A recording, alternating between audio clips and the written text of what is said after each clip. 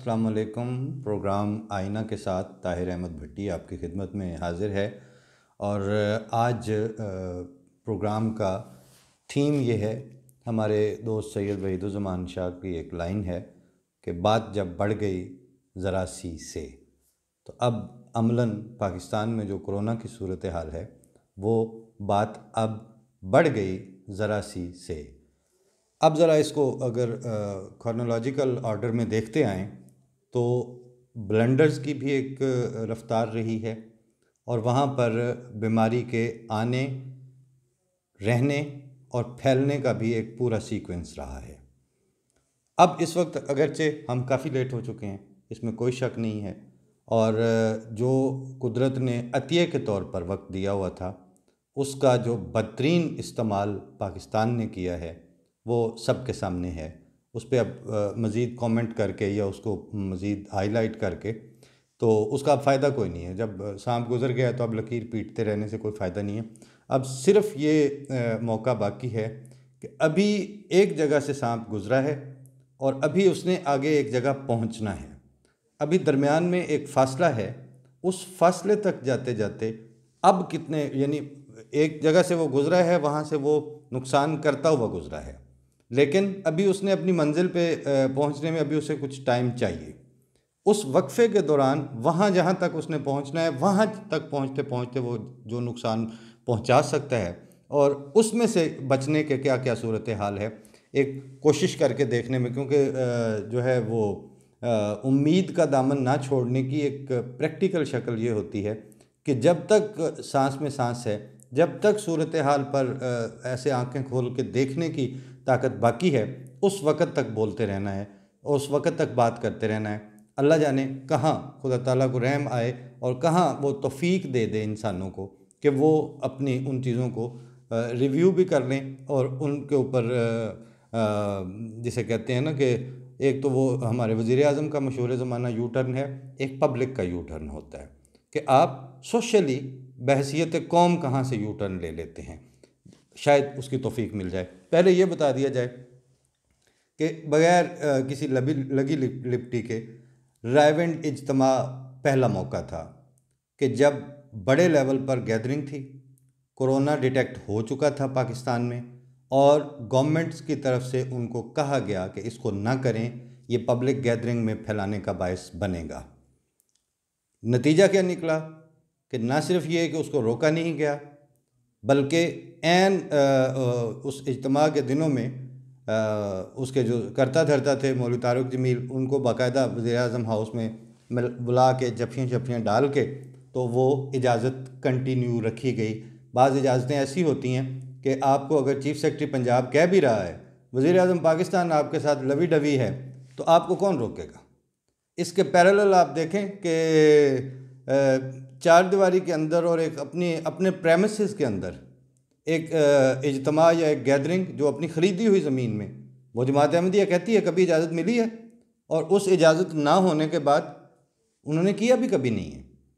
तो ये जो है ना कि comply with the government policies और हुकाम की कही हुई बात दुरुस्त या गलत उसकी पैरवी करना, वो कल्ट और वो एटीट्यूड चूँकि आपने पैदा ही नहीं किया हुआ था अपनी पब्लिक में, ना अपनी रिलीजियस जमातों में, तो ये वो है कि जैसे हम स्कूल में होते थे जब छठी सातवीं में, तो हमारे साथ एक लड़का पढ़ता था, मुझे अब उसका नाम नहीं याद, लेकिन इंतहाई बदतमीज़ बेचारा, उसका बाप कहीं कत्ल हो गया था वैसे भी, तो उस चक्कर में कि जी इसका बाप नहीं है, तो उसको इतना लाड किए जाते थे कि वो फिर आगे मतलब मेरा नहीं ख्याल कि वो हाई स्कूल तक भी नहीं आ सका और पहले ही छोड़ छाड़ के तो ज़ाहिर है उसने अपने आप को भी ज़ाया कर दिया। और उस दौरानिए में उसने जितना किसी को जो उस उम्र के लड़के थे, किसी को मार, किसी को पीट, किसी का पेन छीन, किसी से कुछ कर, लेकिन उनको पूछने वाला कोई नहीं सी। ये सलूक आप अपने मौलवी के साथ करते आ रहे हैं कि जी ये हमारा आलम है, चलें वो तो आपने जारी रखना है। फिर ईरान के ज़ायरीन की वापसी पर इंतहाई गैर जिम्मेदारी का मुजाहरा किया गया। वहाँ उस वक्त कुछ रिसोर्सेज एलोकेट करके भी उनको प्रॉपर तरीके से स्क्रीनिंग की जा सकती थी, नहीं करने दी गई। फिर जिस वक्त लोग उम्रों और हज्जों से वापस जाते थे या ममालिक दियार गैर से वापस जाते थे, उनको भी वहाँ ये इतलाएँ थीं कि जनाब पैसे लिए और जाने दिया। और वो जब गया तो उसने फिर आगे 32 30 40 लोगों को मरवाया या उन तक वो इन्फेक्ट किया, होता रहा। ये छोटी डोमेन के वाक़यात थे। बड़ी डोमेन का वाक़या क्या हुआ? सदर पाकिस्तान ने जिस वक्त इस इशू के ऊपर लॉकडाउन या फासला डेवलप करने या कुछ स्ट्रेटजी डेवलप करने का वक्त आया, उन्होंने डॉक्टर्स और माहिरीन की गैदरिंग करने की बजाय ईवान सदर में उलमा बुलवा लिए। उसके बाद क्या बयान दिया कि जी उन्होंने इजाज़त दे दी है सदर पाकिस्तान ने, हालांकि उलमा ने सदर पाकिस्तान को इजाज़त दी थी। अमली सूरत हाल ये थी। तो वो हरकत भी सरकारी तौर पर हुई। फिर तरावियों और रमज़ान पर फटे खड़े हुए। फिर सूबे और मरकज़ और सिंध वर्सेस इस्लामाबाद की इंतज़ामी रस्साकशी, ये वज़ीर आला आगे निकल गया, वो वज़ीर आज़म पीछे रह गया। इस चक्कर में आपने उस दरिंदे यानी कोरोना और दूसरे दरिंदे यानी मौलवी, उनको खुल खेलने का मौका दिया और किसी ने कुछ नहीं सोचा। डॉक्टरों और पैरामेडिक्स का जो उसके फ्रंट लाइनर थे, उनका जो हशर होने दिया, उन पे जो लाठीचार्ज हुए, वो भी मीडिया की खबरें हैं। अब बार बार उनको किस किस चीज़ को आगे लाएं। इक्विपमेंट के ऊपर आप मुंह देखते रहे लोगों का, इमदाद की बातें होती रहीं, लेकिन कितनी देर लगती थी? मलमल के कपड़े की 2 तहों से मास्क खुद बन सकता है। सैनिटाइज़र्स बाकी जगहों से मुझे नहीं पता, लेकिन रवा में तो लोगों ने खुद बना के, तो वो ह्यूमैनिटी फर्स्ट ने अपने लोग, अपने ही नहीं गैरों को भी, ये कोई बड़ा रॉकेट साइंस नहीं थी, उसके ऊपर आपने थोड़े वसाइल से हो जाने वाले काम के ऊपर कोई ध्यान नहीं दिया। एक फैक्ट्री की इतला मिली, वो कोई थे भाई जिनका गारमेंट्स फैक्ट्री थी, उन्होंने जल्दी जल्दी उनके वो जो एहतियाती लिबास होता है, हिफाजती लिबास, वो सीने पे लग गए तो उन्होंने वहीं पे बना लिया। कोई पाकिस्तान के बाहर कोई ऐसे नहीं थी कि जो चीज़ें इसके लिए चाहिए थी वो कहीं दूर से आनी थी, कि तरियाक जो है वो इराक़ से आना है और इराक़ तक पहुँचे कौन? वो तरियाक वहीं बन सकता था। आपकी प्रायोरिटी लिस्ट दुरुस्त नहीं थी, आपकी तवज्जो तरजीहात का इंतहाई ब्लंडर था उसके अंदर। और फिर ये सारा होने के बाद मरे के ऊपर 100 दुर्रे आपने ये मारे कि कोरोना कोई बीमारी नहीं है जैसी बकवास को आपने आम होने दिया और होती रही। वो ये किसने की? ये मौलवी ने की। ये किसने की जो कहता था जी हमें जुमे पढ़ने से रोका जा रहा है, ये यहूदी साजिश है, ये सुन्नी साजिश है। आज मैं इन खुले लफ्ज़ों में क्यों कह रहा हूँ? इसलिए कि पहले अगर मैं कहता था तो आप कहते थे ये तो जी फलाने हैं। आज वसीम बादामी ने एक पूरा प्रोग्राम किया है इसके ऊपर, और उसने कहा है कि ये सुन्नी हैं, ये अपना यहूदी ही साजिश है, ये फ़लाँ की साजिश है, ये हनूद हैं, ये फ़लाने हैं। लेकिन मेरे भाई, ये उसके अल्फाज में रिपीट कर रहा हूँ कि ये तो मानते हो ना कि ये हाथ मिलाने से बीमारी लग जाती है, तो अब फासला डेवलप कर लो। आज ही मैंने देखा कि आज वसीम बादामी फिर ये भी कह रहे थे कि आज हमने डॉक्टर बुलवाए हुए हैं। चलें, देर आए दुरुस्त आए, आपने किसी वक्त तो मान लिया, लेकिन डॉक्टर फ़हीम आपसे कब से कह रहे थे कि यार इसको ऐसे ना लो, रोज़ की बुनियाद पर वहाँ माहिरीन को बिठाओ, उनको तवज्जो करो, टेस्टों का निज़ाम बेहतर करो, टेस्ट ज़्यादा से ज़्यादा करो, लोगों को एजुकेट करो और अपने हालात के मुताबिक एजुकेट करो। लेकिन हुआ क्या कि वो जहालत पे जो पलता हुआ एक दरिंदा आपके अंदर फिर रहा था, उसका कॉम्बिनेशन बनाया आपने कोरोना के साथ और अवाम को छोड़ दिया उन दोनों के रहमो करम के ऊपर। अब नौबत बाई जा रसीद कि जो आज ताज़ा तरीन आदाद शुमार दिए गए हैं वो ये कि 1 लाख से ऊपर मुतजाविज़ हो चुके केसेस और 2000 से ज़्यादा अमवात हो चुकी, और सिर्फ पिछले 24 घंटे में 100 से ज़्यादा अफराद मारे गए इस बीमारी कोरोना से जिनकी अमवात हुई हैं। और अब बड़े बड़े नाम भी आने, फ़लाँ पॉजिटिव आ गए, शेख रशीद भी पॉजिटिव आ गया जी, शायद खाकान अब्बासी भी आज बल्कि वो बड़े उससे पढ़ा कि सुहेल वड़ाइच साहब का कालम था कि अब पता नहीं मैं आइंदा बचता हूँ कि नहीं, बहरहाल मेरा भी पॉजिटिव आ गया। अल्लाह ताला रहम करे, लेकिन यहाँ तक आने तक, मामला यहाँ तक लाने पर तारीख़ भी कहेगी, और खुदा ताला तो फ़ेली शहादत से इस वक्त बता रहा है कि आप लोगों को बहुत मौका दिया गया, बहुत खुली अपॉर्चुनिटी थी कि उसमें सारे इंतज़ामात हो सकते थे, और कुछ भी नहीं। फ़र्ज़ किया कि पाकिस्तान तो खुदा को मानने वाला मुल्क है, यानी इस्लाम का किला तो है, इसका मतलब है कि खुदा और खुदा के रसूल पर यकीन रखता है। तो जब खुदा और खुदा के रसूल पर यकीन रखता है तो खुदा ताला के अजाब और उसकी ताकतों के ऊपर भी यकीन रखता होगा। जब रखता था तो आपको ये सादा सा कुलिया क्यों नज़र नहीं आया, क्यों नहीं आप इसको देख सके कि आप जिस वक्त अभी सिर्फ चंद केसेस की बात थी, और उन दिनों हमने एक सिलसिला शुरू किया था बका का रोज़नामचा, यानी वबा के, वो वजाहत मसूद साहब से बात हुई तो उन्होंने कहा कि इसके ऊपर रोज़ाना की बुनियाद पर लिखें। मुझे याद है मैंने ऊपर नीचे 4-5 मज़ामीन रोज़ाना की बुनियाद पर जब लिख रहे थे, कह रहे थे ये कर लें, ये कर लें, ये कर लें। एन उन दिनों में पहली दफ़ा एक तरफ से एक मौलवी उठा, उसने एक शुरू कर दी, दूसरे तरफ से उठा, उसने कहा यानी कोरोना किसी तरफ से हमला कर रहा है, ये पकड़ पकड़ के उसको कादियानियत और अहमदियत की तरफ ला रहे हैं। आप एक बाज़ चीज़ें होती हैं जिसमें आप मौरख को फिर इल्ज़ाम नहीं दे सकते।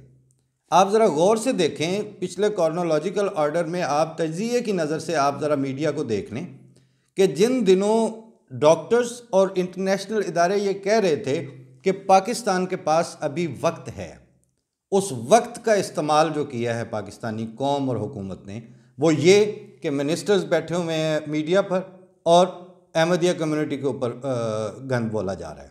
एंकर्स बैठे हुए हैं, वो ये काम कर रहे हैं। अवामुन्नास सोशल मीडिया पर लगे हुए हैं, टॉप ट्रेंड बना रहे हैं वाजिबुल कत्ल के और फलाने और फलाने।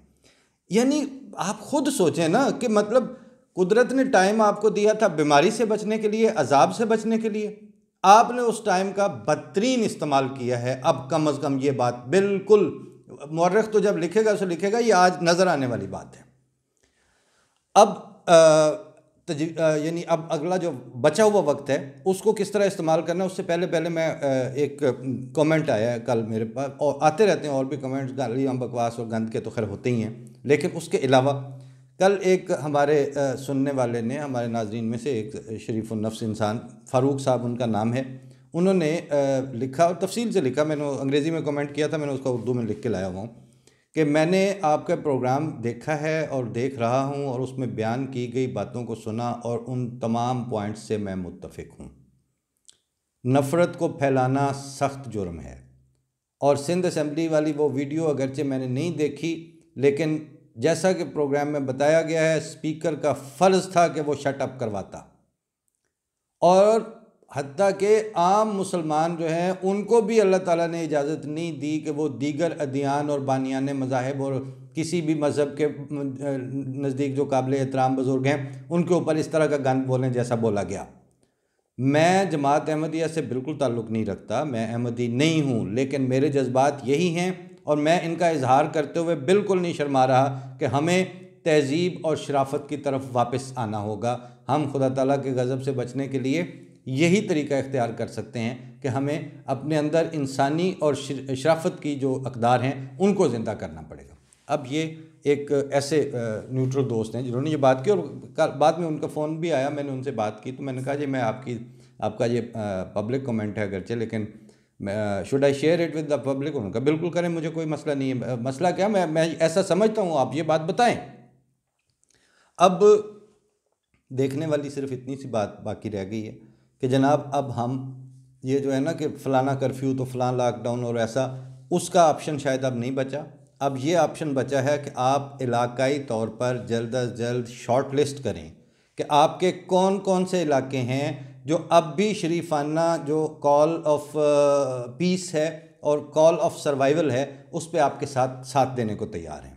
ये आपको लिस्टें मुरतब करनी पड़ेंगी, क्योंकि जितनी हमारे पास इस वक्त फोर्सेस और लॉ इन्फोर्समेंट के इदारे हैं उनकी तादाद इतनी नहीं है कि 22 करोड़ और इतने बड़े रकबे पर फैले हुए मुल्क में वो जब, क्योंकि आगे केओस और अबतरी की जब सूरत हाल आती है उस वक्त ये बातें भूल जाती हैं।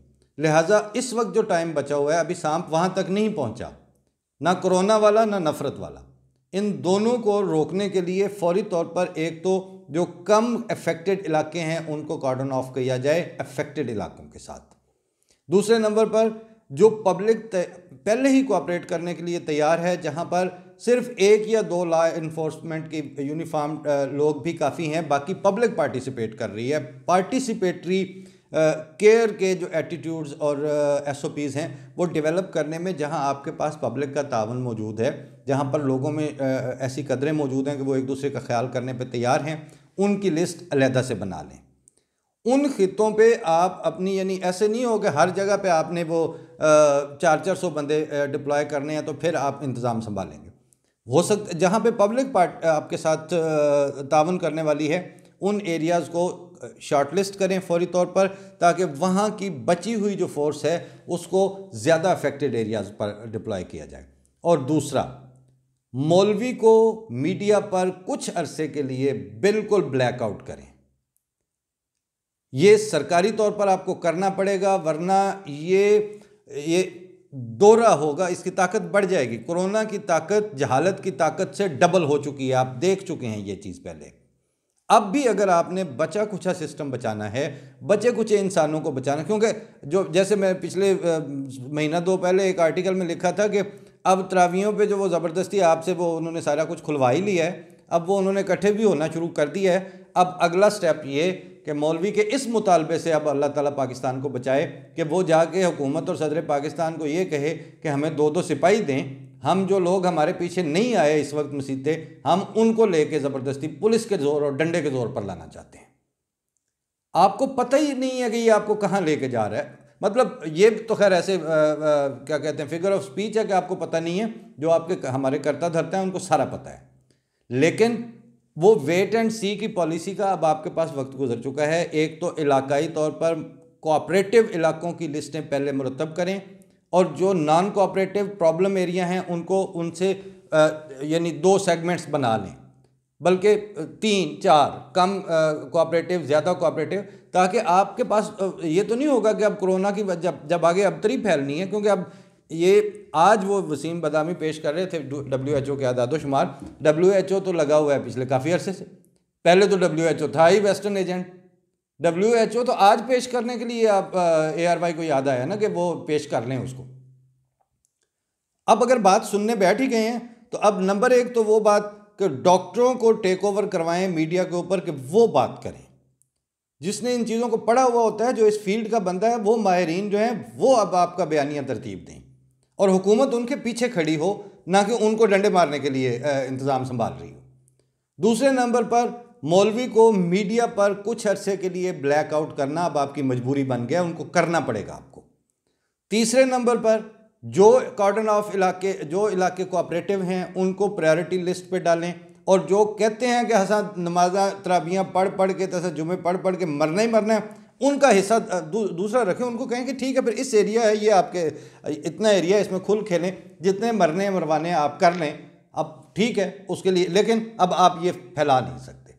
तीसरे नंबर पर जो गैर मुसद्दिका बातें हैं, जो कच्ची इत्तलात हैं, जो साजिशी थ्योरीज़ हैं, उनको, मुझे अच्छा लगा कि सलीम साफ़ी ने आके कह दिया कि आपकी सारी थ्योरीज झूठी साबित हो चुकी हैं, अब बंदों को मरने से बचने का कोई जुगाड़ करने दें, अभी आप कुछ देर के लिए शटअप हो जाएं। ये काम अब मीडिया, पब्लिक के सोचने वाले लोग, पब्लिक के शरीफ और नफ्स इंसान, मुहज़्ज़ब, तहज़ीब याफ्ता, उनको अब मिल के करना होगा। जिस तरह वसीम बदामी ने कहा कि ये जिसकी भी साजिश है, लेकिन यार ये हाथ लगाने से फैल तो जाती है ना, बिल्कुल उसी तरह आपको कोरोना वायरस के साथ साथ हेट वायरस वालों को भी ये बताना पड़ेगा कि आप जितने मर्जी आशिक़े रसूल बन के आ जाओ, जब आपके मुंह से मुग़ल्लज़ात निकल रही हैं तो ये मुग़ल्लज़ात और ये गंद बकती हुई ज़ुबान आज़ सल्लल्लाहु अलैहि वसल्लम की पैरवी में नहीं हो सकती। ये कितना मुश्किल काम है ये बात कहना। बता दें उसको कि यार आपका जो तर्ज़ अमल है, जो आपका बदजुबानी है, और जिस तरह आप इंसान से नफ़रत करने के लिए ट्यून हो चुके हो।